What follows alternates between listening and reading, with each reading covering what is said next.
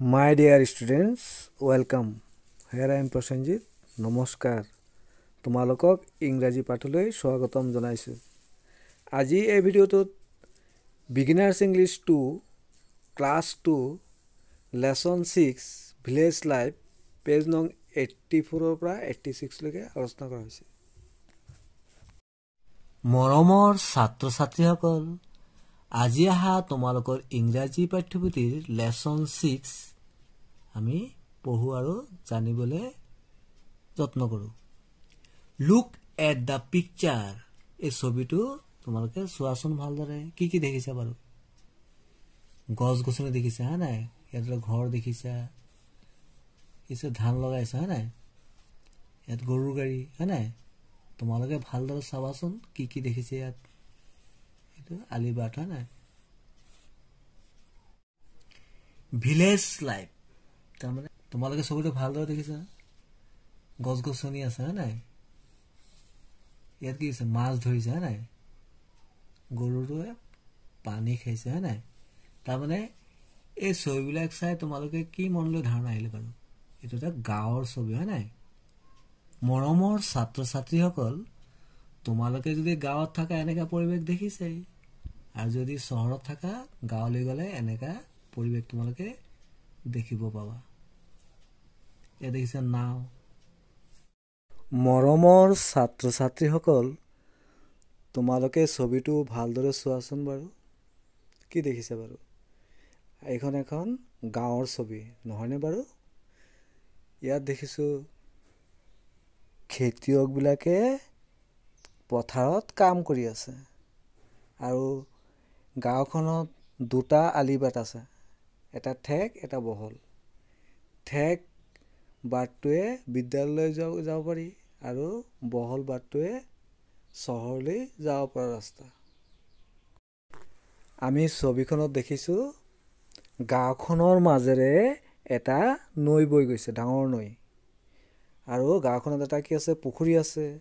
পুখুৰীত মানুহে কি কৰে? মাছ ধৰিছে হয়নে? আৰু নৈখনৰ সিপাৰত এটা ডাঙৰ অৰণ্য বা বন দেখিছোঁ। তাত বিভিন্ন ধৰণৰ গছ-গছনি আছে। তোমালোকে দেখিছানে? এইটো হ'ল এটা সম্পূৰ্ণ গাঁৱৰ ছবি। Let's listen. আহা শুনো, মানে শুনো আহা। This is a picture of a village. এইখন এখন গাঁৱৰ ছবি। তোমালোকে ছবিটো দেখিছিলা, এইটো এটা কি আৰু ছবি আছিলে? গাঁৱৰ হয় নাই? ভিলেজ মানে গাঁও, ভিলেজ মানে গাঁও, পিকচাৰ মানে ছবি। It is a small village. এইখন এখন সৰু গাঁও। স্মল মানে সৰু।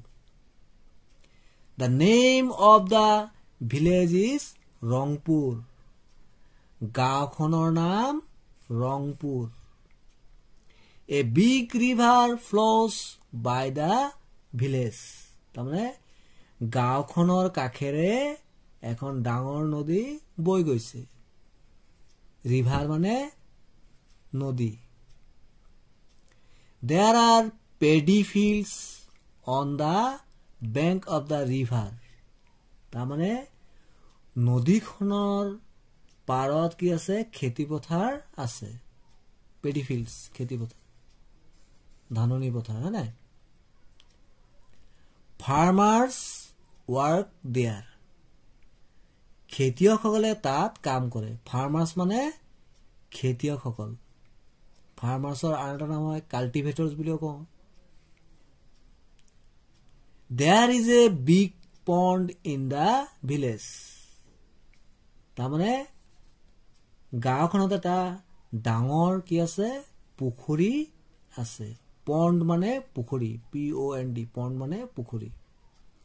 পিপুল fish there, cause it grass near the pond. তাৰমানে মানুহে তাত মাছ মাৰে, গৰুৱে পুখুৰীটোত কাষত ঘাঁহ খায়। কাউজ মানে গৰুবোৰ, গ্ৰাছ মানে ঘাঁহ, পণ্ড মানেতো জানাই পুখুৰী।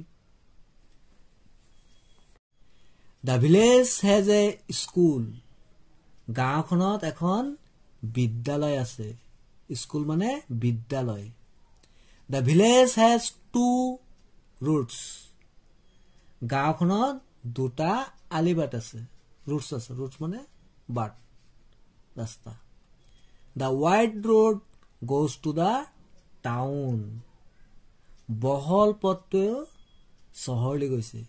যিটো বহল ৰোড আছে এইটো কলৈ যায়? চহৰলৈ। টাউন মানে চহৰ বা নগৰ। The narrow' road goes to the school, আৰু ঠেক পথটো বিদ্যালয়লৈ গৈছে। নেৰ' মানে ঠেক, ৱাইড মানে বহল।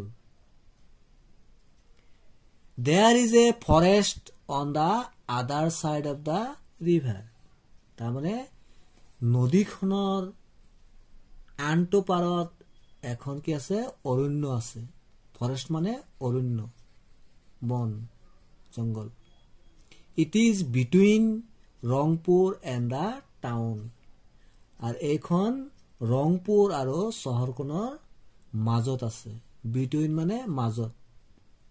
The name of the town is Barnagar, তাৰমানে নগৰখনৰ নাম বৰনগৰ। এক্টিভিটিজ, এক্টিভিটিজ মানে ক্ৰিয়াকলাপ বা কাৰ্যকলাপ। নম্বৰ ওৱানত আছে লিচেন এণ্ড চে, তাৰমানে শুনা আৰু কোৱা। এই প্ৰশ্ন চাওঁ, what is the name of the village, তাৰমানে গাঁওখনৰ নাম কি? তোমালোকৰ মনত পৰিলেনে? গাঁওখনৰ নাম আছিলে ৰংপুৰ, নহয়নে বাৰু? তো এই প্ৰশ্নটোৰ উত্তৰ আমি কি লিখিম? এনচাৰটো লিখিম the name of the village is Rangpur, গাঁওখনৰ নাম ৰংপুৰ। বি নম্বৰ প্ৰশ্ন আছিলে who work in the paddy fields, তাৰমানে খেতি পথাৰত কোনে কাম কৰে? কাম কৰে চব কোনে কাম কৰে? ফাৰ্মাৰ্ছে কাম কৰে, হয় নাই? খেতিয়কবিলাকে কাম কৰিছে, হয় নাই? খেতিয়কসকলে কাম কৰে, হয় নাই? তো এই বি নম্বৰটোৰ উত্তৰ কি লিখিম আমি? Answer farmers work in the paddy field, তাৰমানে খেতিয়কসকলে খেতি পথাৰত কাম কৰে। তাৰমানে খেতিয়কসকলে খেতি পথাৰত কাম কৰে। চি নম্বৰটো আছিলে is there a school in the village, গাঁওখনত এখন স্কুল আছেনে বা বিদ্যালয় আছেনে? তোমালোকেতো পাইছিলে, হয় না? নহয়নে বাৰু? ইয়াত কি লিখা আছে? The village has a school, গাঁওখনত এটা কি আছিলে? বিদ্যালয় আছে। তো এই চি নম্বৰ প্ৰশ্নটোৰ উত্তৰ হ'ব yes there is a school in the village, হয় গাঁওখনত এখন বিদ্যালয় আছে। ডি নম্বৰ প্ৰশ্ন আছে what is the name of the town, নগৰখনৰ নাম কি? তোমালোকৰ মনত পৰিলেনে বাৰু? কি আছিলে? বৰনগৰ, নহয়নে বাৰু? আহাচোন উত্তৰটো লিখো। ডি নম্বৰ প্ৰশ্নৰ উত্তৰটো হ'ব the name of the town is Baranagar, নগৰখনৰ নাম বৰনগৰ। ই নম্বৰ প্ৰশ্ন আছিলে is there a forest on the other side of the river, তাৰমানে নদীখনৰ আনটো ফালে এখন অৰণ্য বা বন আছেনে? অৰণ্য এখন আছেনে? নিশ্চয় আছে, নহয়নে বাৰু? ইয়াত লিখিছিল না there is a forest on the other side of the river. তেনেহ'লে আমি এই প্ৰশ্নটোৰ উত্তৰ কি লিখিম? Answer yes there is a forest on the other side of the river, হয় নদীখনৰ আনটো ফালে এখন অৰণ্য আছে। থেংকছ ফৰ ৱাচিং। ইয়াৰ পৰৱৰ্তী ভিডিঅ'ত এই পাঠৰ বাকী অংশসমূহ পৰ্যায়ক্ৰমে আলোচনা কৰা হ'ব। Thank you so' much.